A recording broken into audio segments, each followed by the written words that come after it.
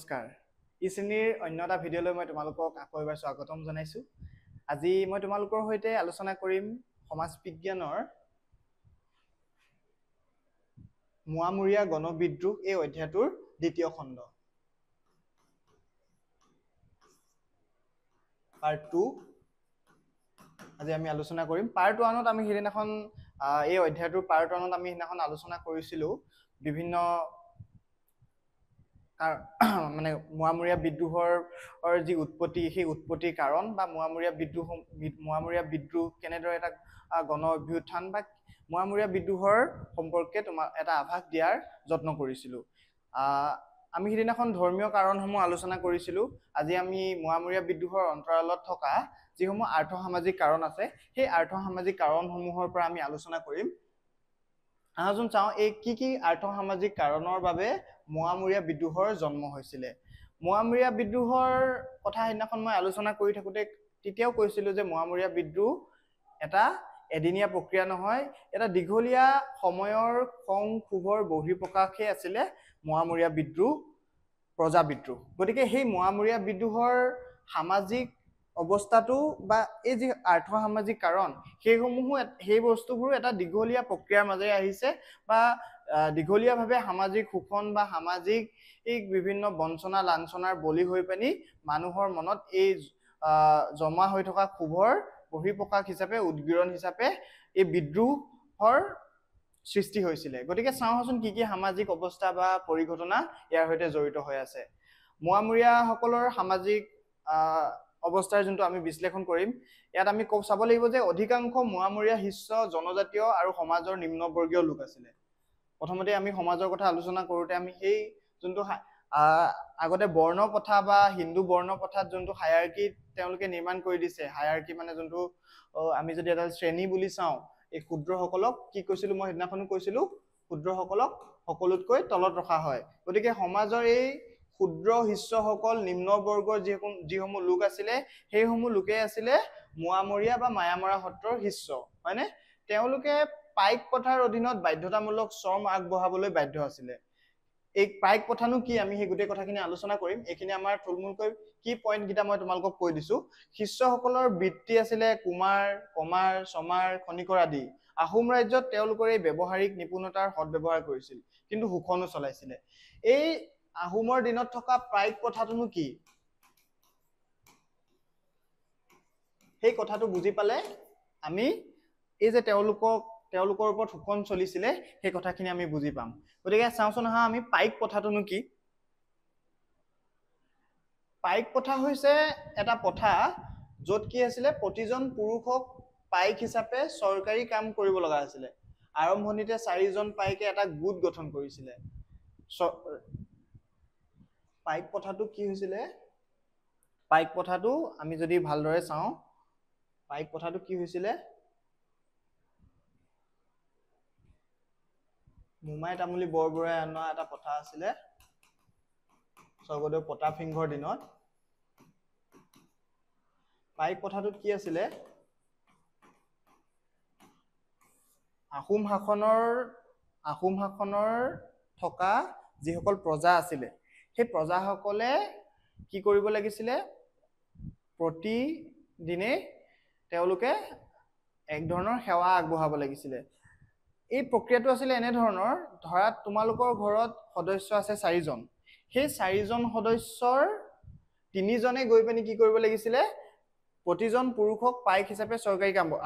আৰম্ভণিতে 4জন পাইকে এটা গোট গঠন কৰিছিলে, মানে প্ৰতিটো পৰিয়ালৰ পৰা এজন এজন লগ হৈ পিনি 4জন পাইকে এটা গোট গঠন কৰি দিয়া হৈছিলে। এই 4জন পাইকে কি কৰিব লাগিছিলে, এই 4জন পাইকে 3 মাহৰ পৰা 4 মাহলৈ বৃদ্ধি পাইছিলে। মানে এই যোনটো পাইক প্ৰথা আছিলে, এই পাইক প্ৰথাটোত কি হৈছিলে, প্ৰজাই গৈ পিনি ৰজাৰ সেৱা কৰিব লাগিছিলে বা প্ৰজা মানে আহোমৰ শাসনত থকা যিসমূহ প্ৰজা আছিলে সেই প্ৰজাসকলে গৈ আহোমৰ যিসকল তেওঁলোকৰ মানে ৰাজকীয় যোনবোৰ কাম আছিলে সেই কামবোৰ নহয়, যোনবোৰ মানে সৰু সৰু কাম, যেনেকৈ আমি ইয়াত পাতিছিলো যে এই কমাৰ, চমাৰ, খনিকৰ আদি, এইবিলাক তেওঁলোকে কৰিব লগা হৈছিলে। সৰু সৰু যোনবোৰ কাম আছিলে তেওঁলোকে কৰিব লগা হৈছিলে। প্ৰতি ঘৰ পৰিয়ালৰ পৰা যদি মূল যোনজন সদস্য সেই মূল যোনজন সদস্যই গৈ পিনি তেওঁলোকৰ সেৱা আগবঢ়াব লাগিছিলে। গতিকে এই পাইক প্ৰথাটোত এক ধৰণৰ চিষ্টেমো আছিলে, কিন্তু এই পাইক প্ৰথাটো কি হৈছিলে, লাহে লাহে এই পাইক প্ৰথাটোত এক ধৰণৰ শোষণৰ চিষ্টেম আৰম্ভ হৈছিলে, য'ত নেকি কি হৈছিলে চমুৱা পাইক, কমুৱা পাইক এনেকুৱা ধৰণৰ কিছুমান পাইকৰ টাইপ হৈছিলে। ইয়াত চাবা দেই, ইয়াত কি হৈছিলে কাৰী পাইক, এই যোনখিনি কাৰী পাইক আছিলে এইখিনিয়ে কি কৰিব লাগিছিলে অধিক শ্ৰম কৰিব লগা হৈছিলে। চমুৱা পাইকখিনিত কি আছিলে সংখ্যাত এইখিনি কম আছিলে, কিন্তু তেওঁলোকে অধিক সুবিধা পাইছিলে। মানে চমুৱা পাইকৰ সংখ্যা বৃদ্ধি পোৱাত কাৰী পাইকৰ ওপৰত শোষণ বৃদ্ধি পাইছিলে, ফলত সামাজিক অসমতা আৰু সংঘাতৰ সৃষ্টি হৈছিলে। এই পাইক প্ৰথাটো ভালদৰে বুজি পাবলৈ হলে মই তোমালোকক কেৱল পাইক প্ৰথাৰে এটা ভিডিঅ' লৈ আহিব লাগিব।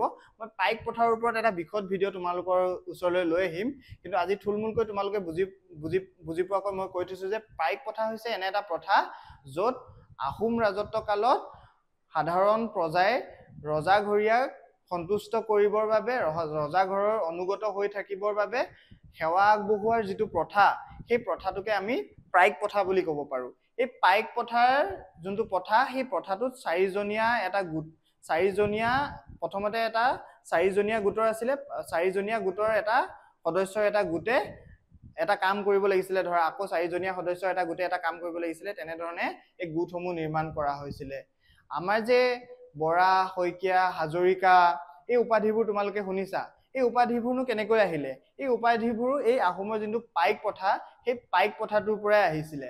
আগতে কি আছিলে, বৰা বুলি ক'লে 20 জন পাইকৰ ওপৰত যোনজন লিডাৰ থাকিব, যোনজন নেতা থাকিব, তেওঁক কি বুলি কোৱা হৈছিলে, বৰা বুলি কোৱা হৈছিলে। শইকীয়া বুলি কোৱাৰ লগে লগে 100 জন পাইকৰ ওপৰত যি থাকে তাক শইকীয়া বুলি কোৱা হৈছিল।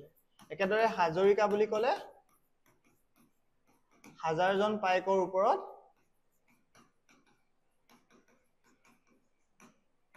যোনজন নেতা থাকিব তেওঁক হাজৰিকা বুলি কোৱা হৈছিলে। এই যোনটো প্ৰথা, এই প্ৰথাটোত কি হৈছিলে, এই প্ৰথাটোত এই লিডাৰজনে এই 1000 জন পাইকৰ মেইন লিডাৰ আছিলে বা নেতা আছিলে, তেওঁ এই 1000 জন পাইকক বিভিন্ন কামত খটুৱাইছিলে। প্ৰথমতে চিষ্টেমটো মোমাই তামুলী বৰবৰুৱাই ঠিকেই কৰিছিলে, আহোমৰ এটা চিষ্টেমেটিক তেওঁলোকৰ এটা ব্যৱস্থা হৈছিলে, সকলোৱে নিজৰ নিজৰ কামখিনি কৰিছিলে, সুবিধা হৈছিলে। কিন্তু লাহে লাহে ইয়াত বেমেজালি দেখা দিলে। লাহে লাহে ইয়াত কি হৈছিলে, এই যোনটো শ্ৰম তেওঁলোকে দিয়ে বা এই যোনটো পাৰিশ্ৰমিক তেওঁলোকে কৰে, তাৰ বাবদ তেওঁলোকে যে আহোমে তেওঁলোকক নিৰাপত্তা দিব, এনেকুৱা ধৰণৰ এটা ব্যৱস্থা আছিলে। কিন্তু পৰৱৰ্তী সময়ত কি হৈছিলে, পৰৱৰ্তী সময়ত তেওঁলোকৰ ওপৰত তেওঁলোকৰ সময়সীমা বৃদ্ধি কৰা হৈছিলে, আনহাতে গোটবিলাকৰ সদস্য সংখ্যা কমাই দিয়া হৈছিলে, তেওঁলোকক অধিক খটুৱা হৈছিলে। তাৰোপৰি এনেধৰণৰ চমুৱা পাইক বা কাৰী পাইকৰ যোনটো ব্যৱস্থা, সেই ব্যৱস্থাটোৱে কি কৰিছিলে, ইয়াত এটা বেমেজালিৰ সৃষ্টি কৰিছিলে। গতিকে এই বেমেজালিটোৱে কি কৰিছিলে, এটা স্বাভাৱিকতে বিভেদ আনিছিলে, আৰু এই বিভেদে কি কৰিছিলে, এই বিভেদে সামাজিক অসমতা আৰু সংঘাতৰ সৃষ্টি কৰিছিলে। স্বাভাৱিকতে আমি কোনবিলাক কথা পাতি আছিলো, আমি পাতি আছিলো সামাজিক অসমতাৰ কথা, হয়নে নহয়? সামাজিক অসমতাই কি জন্ম দিছিলে, সামাজিক অসমতাই স্বাভাৱিকতে এই যিখিনি প্ৰজা আছে সেই প্ৰজাৰ মাজত ক্ষোভৰ জন্ম দিছিলে, খঙৰ জন্ম দিছিলে। আমি এতিয়া ক্ষোভ আৰু খংবোৰ কেনেকৈ জন্ম হৈছিলে সেই কথাবোৰ বিশ্লেষণ কৰি গৈ আছো। পৰৱৰ্তী সময়ত চাবা এই ক্ষোভ আৰু খঙে কেনেদৰে মোৱামৰীয়া বিদ্ৰোহৰ জন্ম দিছিলে। এতিয়া আমি চাওঁ আহা, মোৱামৰীয়া বিদ্ৰোহৰ আৰম্ভণি। এতিয়া আমি ধৰ্মীয় সামাজিক কাৰণবোৰ আলোচনা কৰিলো। মোৱামৰীয়া বিদ্ৰোহৰ আৰম্ভণি কেনেকৈ হৈছিলে? মোৱামৰীয়া বিদ্ৰোহ হঠাৎ সংঘটিত হোৱা এটা ঘটনা নহয়। আহোম ৰাজতন্ত্ৰৰ দীঘলীয়া শোষণ আৰু অত্যাচাৰৰ পুঞ্জীভূত বেদনাই এই বিদ্ৰোহৰ জন্ম দিছিলে। আমি ইতিমধ্যে আলোচনা কৰিছোৱে সেই কিদৰে ধৰ্মীয় আৰু সামাজিক কাৰণৰ ফলশ্ৰুতিত এই মোৱামৰীয়া বিদ্ৰোহৰ জন্ম হৈছিলে। এতিয়া আমি চাওঁ হা, আহোমৰ এজন মন্ত্ৰী আছিলে কীৰ্তিচন্দ্ৰ বৰবৰুৱা। এই কীৰ্তিচন্দ্ৰ বৰবৰুৱাৰনো ভূমিকাটো কি আছিলে? কীৰ্তিচন্দ্ৰ বৰবৰুৱাৰ জাতি দেশমূলক আৰু ব্যক্তিগত প্ৰতিহিংসাপূৰ্ণ আচৰণে বিদ্ৰোহৰ জুইত কি কৰিছিলে, ঘিউ ঢালিছিলে। কীৰ্তিচন্দ্ৰ বৰবৰুৱা দিহিং সত্ৰৰ শিষ্য আছিলে। দিহিং সত্ৰ আৰু মায়ামৰা সত্ৰৰ মাজত প্ৰচণ্ড দ্বন্দ্ব আছিলে। কীৰ্তিচন্দ্ৰই মায়ামৰা সত্ৰৰ মহন্তক অপমান কৰিলে। এই কীৰ্তিচন্দ্ৰ বৰবৰুৱা বুলি যোনজন প্ৰতাপশালী আহোমৰ মন্ত্ৰী আছিলে, সেই মন্ত্ৰীজন কিহৰ আছিলে? দিহিং সত্ৰৰ প্ৰতি তেওঁ অনুগত আছিল, দিহিং সত্ৰৰ তেওঁ শিষ্য আছিলে।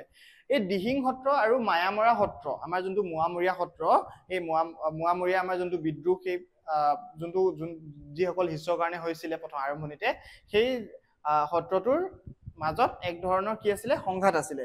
সেই সংঘাতে কি কৰিছিলে? সেই সংঘাত থকাৰ বাবে কি হৈছিলে? এই কীৰ্তিচন্দ্ৰই কি কৰিছিলে? মায়ামৰা সত্ৰৰ মহন্তসকলক অপমান কৰিছিলে, সত্ৰাধিকাৰসকলক অপমান কৰিছিলে, হয় নে নহয়? গতিকে ইও এটা কাৰণ, এইটো এটা মানে আৰম্ভণিতে আমি কীৰ্তিচন্দ্ৰ বৰবৰুৱাৰ ভূমিকাটো আমি চালো যে কীৰ্তিচন্দ্ৰ বৰবৰুৱাই কি কৰিছিলে? কীৰ্তিচন্দ্ৰ বৰবৰুৱা দিহিং সত্ৰৰ শিষ্য হোৱাৰ বাবে মায়ামৰা সত্ৰৰ মহন্তক অপমান কৰিছিলে। ইয়াৰ পিছত আমি যদি চাওঁ প্ৰথম সংঘৰ্ষ কেনেকৈ হৈছিলে, স্বৰ্গদেউ লক্ষ্মীসিংহই মায়ামৰা সত্ৰৰ বিৰুদ্ধে 2000 সৈন্য পঠিয়াইছিলে, কিন্তু সেই যুদ্ধত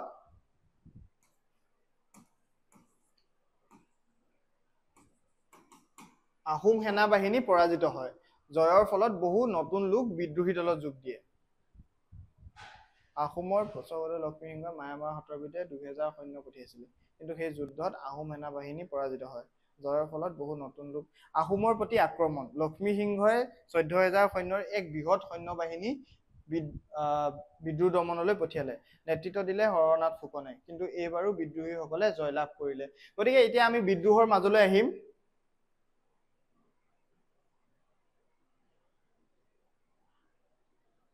এই যিখিনি আমি এতিয়া আলোচনা কৰিলো, এতিয়ালৈকে আমি আলোচনা কৰিলো কিহৰ?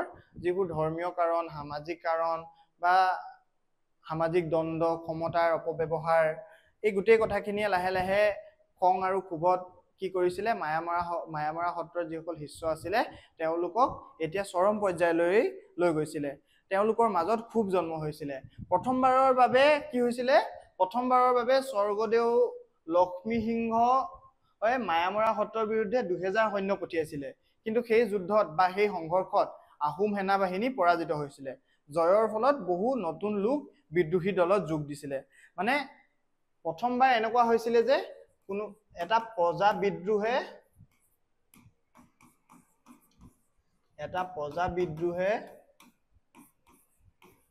এটা ৰাজবংশ, তাকো আহোমৰ দৰে এটা ৰাজবংশ, যি আহোমে মোগলকো পৰাস্ত কৰিছিলে, সেই আহোমৰ ৰাজবংশক কি কৰিছিলে? আহোমৰ ৰাজবংশৰ ভেটি কপাই দিছিলে। স্বৰ্গদেউ লক্ষ্মীসিংহই পঠোৱা 2000 সৈন্য এই মায়ামৰা সত্ৰৰ শিষ্যসকলৰ সংঘৰ্ষত তেওঁলোকে পৰাজিত হৈছিলে। পৰৱৰ্তী সময়ত কি হৈছিলে? লক্ষ্মীসিংহই 14000 সৈন্যৰ এটা বৃহৎ সৈন্য বাহিনী বিদ্ৰোহ দমনৰ বাবে পঠিয়াইছিলে। এই বিদ্ৰোহ দমনৰ যোন নেতা আছিলে তেওঁ আছিলে হৰনাথ ফুকন, কিন্তু এইবাৰো বিদ্ৰোহীসকলে তেওঁলোকৰ মূল সেনাপতি হৰনাথ ফুকনকে তেওঁলোকৰ বন্দী কৰি লৈছিলে। তাৰপিছত কি কৰিছিলে? বিদ্ৰোহীসকলে চৰাইদেউ পাহাৰ পাৰ হৈ ৰাজধানীলৈ গতি কৰিছিলে। স্বৰ্গদেউ লক্ষ্মীসিংহই কি কৰে? পলাবলৈ চেষ্টা কৰে, কিন্তু বিদ্ৰোহীসকলে ৰাজধানী দখল কৰি ৰজা আৰু বিষয়াসকলক বন্দী কৰে। ৰজাক জয়দলত বন্দী কৰি ৰখা হয়। ইয়াত কাহিনীখিনি কৈ থকা হৈছে। আৰু কীৰ্তিচন্দ্ৰ সহ বহুজনক হাতীশালত বন্দী কৰা হয়। মানে এতিয়া কি হয়? ইয়াৰ পৰা আমি কি গম পালো? মোৱামৰীয়া প্ৰথম যোন পৰ্যায়ৰ যোনটো বিদ্ৰোহ বা প্ৰথম পৰ্যায়ৰ যোনটো আৰম্ভণিয়ে, সেই আৰম্ভণিয়ে কি কৰিছিলে? আহোমৰ ভেটি কপাই তুলিছিলে। ইয়াত কি কৈছে দেখিছানে? বিদ্ৰোহীসকলে উজনি অসমৰ পৰা আৰম্ভ হোৱা এই বিদ্ৰোহটোত কি হৈছিলে? বিদ্ৰোহীসকলে চৰাইদেউ পাহাৰ পাৰ হৈ ৰাজধানীলৈ গতি কৰিছিলে, হয়নে? ৰাজধানীলৈ গতি কৰোঁতে স্বৰ্গদেৱে পলাবলৈ বাধ্য হয়। বিদ্ৰোহীসকলে ৰাজধানী দখল কৰি লয়। ৰজা আৰু বিষয়াসকলক বন্দী কৰি ৰাখে। ৰজাক জয়দলত বন্দী কৰি ৰখা হয়। আৰু কীৰ্তিচন্দ্ৰই এটা সময়ত মায়ামৰা সত্ৰৰ মহন্তক অপমান কৰিছিলে, সেই কীৰ্তিচন্দ্ৰক হাতীশালত বন্দী কৰি ৰখা হয়। ইয়াৰ পিছত মোৱামৰীয়াসকলৰ শাসন স্থাপন হয়। ৰজা সিংহাসনত ৰমাকান্তক বহোৱা হয়। বানান কিছু ভুল হৈছে ইয়াত। বহোৱা হয়। ৰাঘৱ মৰাণ বৰবৰুৱা হিচাপে নিযুক্ত হয়। আহোম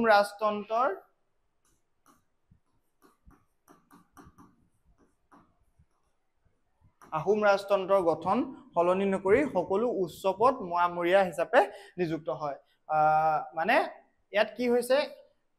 এই যোনটো মোৱামৰীয়াসকল, এই মোৱামৰীয়াসকলে তেওঁলোকৰ মাজত জমা হৈ থকা ক্ষোভ আৰু খংখিনিয়ে লাহে লাহে তেওঁলোকক এনেকুৱা ধৰণে শক্তিশালী কৰি তুলিছিলে, এনেকুৱা ধৰণে তেওঁলোকৰ মাজত সেই আহোমৰ প্ৰতি তেওঁলোকৰ হতাশা বা তেওঁলোকৰ ক্ষোভ ইমানেই বেছি আছিলে, প্ৰবল আছিলে যে তেওঁলোকে এইবাৰ মন বান্ধি ল'লে যে এইবাৰ তেওঁলোকে কি কৰিব, এইবাৰ তেওঁলোকে আহোমক আক্ৰমণ কৰিব। এই স্বৰ্গদেউ লক্ষ্মী সিংহৰ দিনত হোৱা এই আক্ৰমণটো প্ৰথমতে সংঘটিত হৈছিলে আমাৰ যাক আমি ইয়াত ৰজা পাতিছো ৰমাকান্ত আৰু ৰাঘৱ মৰাণৰ নেতৃত্বত এই যি প্ৰথম পৰ্যায়ৰ কি বুলি ক'ব লাগিব আমাৰ মোৱামৰীয়া বিদ্ৰোহ, এই মোৱামৰীয়া বিদ্ৰোহ আৰম্ভ হৈছিলে, য'ত কি হৈছিলে, য'ত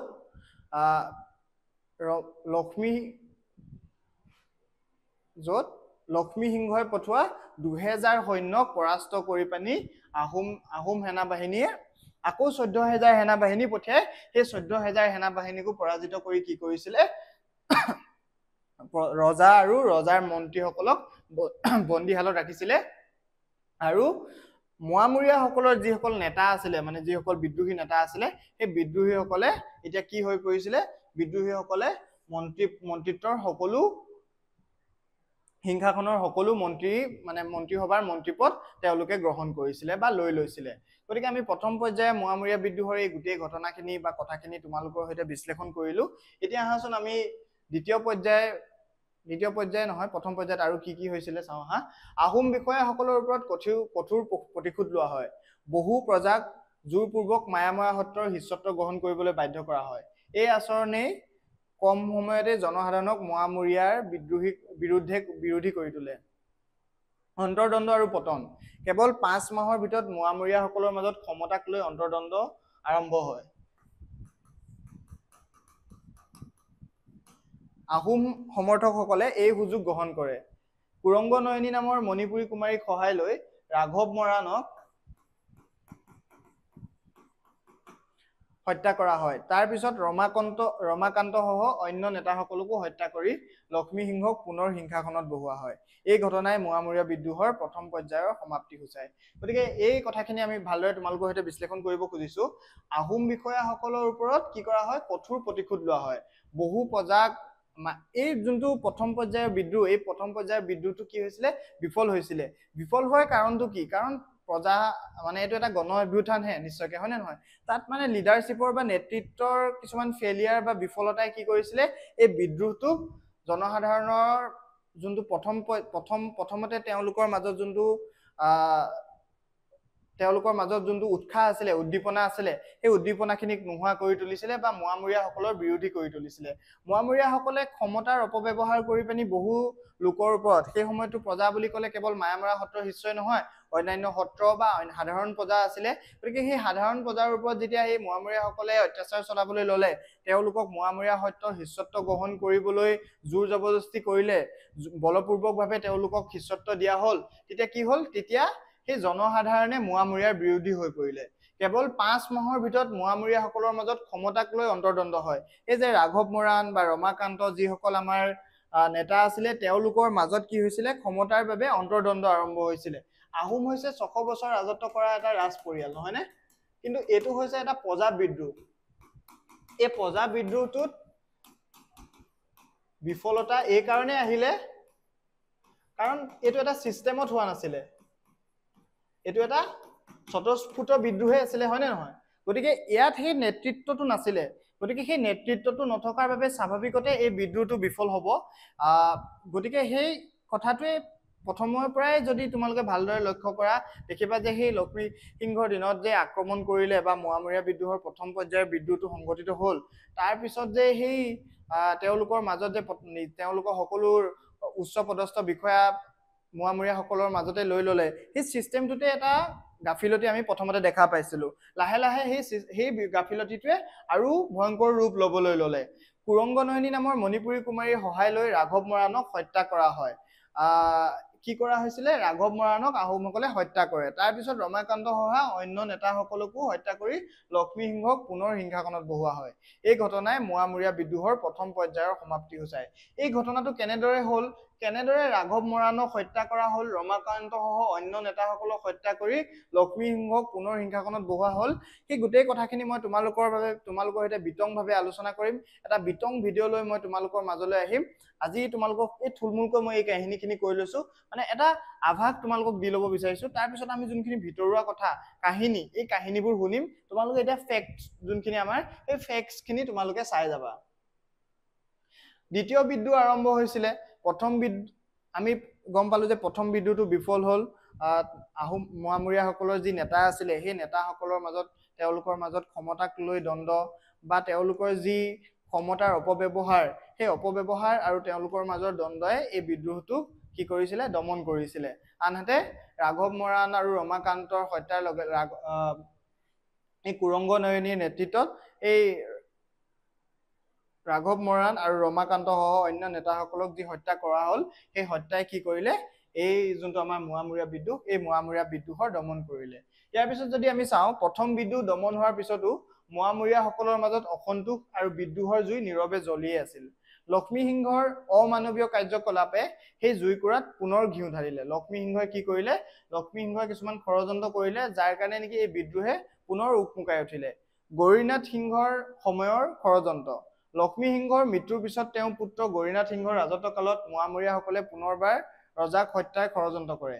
বিদ্ৰোহীসকলে ৰাজধানীলৈ আগুৱাই আহিছিল, কিন্তু ঘনশ্যাম বুঢ়াগোহাঁইৰ নেতৃত্বত ৰাজকীয় সৈন্যবাহিনীয়ে তেওঁলোকক দমন কৰে। এই গৌৰীনাথ সিংহৰ সময়ত পুনৰবাৰ মোৱামৰীয়াসকলে এটা প্লেন কৰি পানি ৰজাক হত্যা কৰাৰ পৰিকল্পনা কৰিছিল যদিও এই পৰিকল্পনাটো কিন্তু বিফল হ'ল। এই কথাখিনি তোমালোকৰ পাঠত থকা কথা, এই পাঠত থকা কথাখিনি চিম্পুল কথা, সেইকাৰণে মই বেছি ভিতৰলৈ যোৱা নাই, বুজাই গৈছো। আৰু ভিতৰুৱা যোনবোৰ কাহিনী আছে, সেই কাহিনীবোৰ আমি তোমালোকৰ সৈতে এদিন আলোচনা কৰিম, পোনপটীয়াভাৱে আলোচনা কৰিম। এতিয়া আমি প্ৰথমতে মানে আমি পাঠটো ভালদৰে পঢ়ি ল'বলৈ এবাৰ চেষ্টা কৰিছো।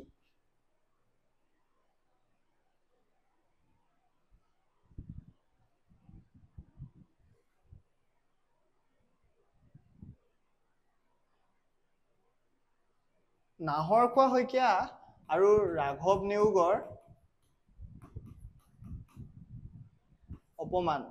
কি হৈছিলে, মোৱামৰীয়া সত্ৰৰ শীৰ্ষ মৰাণ নেতা নাহৰখোৱা শইকীয়া আৰু ৰাঘৱ নেওগ ৰজাঘৰলৈ কৰ দিবলৈ আহে।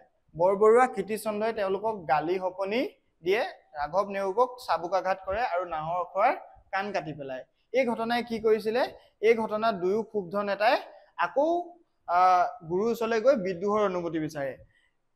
এই সময় উপযুক্ত নহয় বুলি তেওঁলোকে ধৰিলে আৰু শিষ্যসকলক বিদ্ৰোহৰ অনুমতি দিয়ে যদিও তেওঁ প্ৰচলিত ৰাজ ব্যৱস্থা সম্পূৰ্ণভাৱে নবদলাব বুলি পৰামৰ্শ দিয়ে। এই গোটেই কথাখিনি মই তোমালোকৰ সৈতে আলোচনা কৰিম। দ্বিতীয় পৰ্যায়ৰ যোনটো বিদ্ৰোহ, এই বিদ্ৰোহটোৰ যোনখিনি কাহিনী আছে, কথা আছে, সেই কথাখিনি বিতংভাৱে আলোচনা কৰিব লাগিব। গতিকে আজি আমি প্ৰথম পৰ্যায়ৰ যোনটো বিদ্ৰোহৰ যোনটো উকমুকনি বা প্ৰথম পৰ্যায়ত মোৱামৰীয়াসকলে বিদ্ৰোহ আৰম্ভ কৰিলে, সেই কথাখিনি মই তোমালোকৰ সৈতে আলোচনা কৰিলো। পৰৱৰ্তী এটা খণ্ডত আমি যোনটো দ্বিতীয় পৰ্যায়ৰ বিদ্ৰোহ, সেই দ্বিতীয় পৰ্যায়ৰ বিদ্ৰোহটোৰ গুৰুত্ব আৰু পিছলৈ কি কিনো কথা আছে, মোৱামৰীয়া বিদ্ৰোহত আৰু কেনেকুৱা ধৰণৰ ঘটনা সংঘটিত হৈছিলে, অসমৰ পৰিস্থিতি কেনেকুৱা হৈছিলে, মোৱামৰীয়া বিদ্ৰোহক লৈ পানি পিছত তেওঁলোকৰ মাজত এই বিদ্ৰোহটো কিমান দিন চলিছিলে, বা সেই গোটেই কথাখিনি আমি আলোচনা কৰিম অন্য এটা ভিডিঅ' বা অন্য এটা খণ্ডত। আজিলৈ মই তোমালোকৰ সৈতে ইমানখিনি আলোচনা কৰিলো। গতিকে সকলোকে ধন্যবাদ জনাইছো।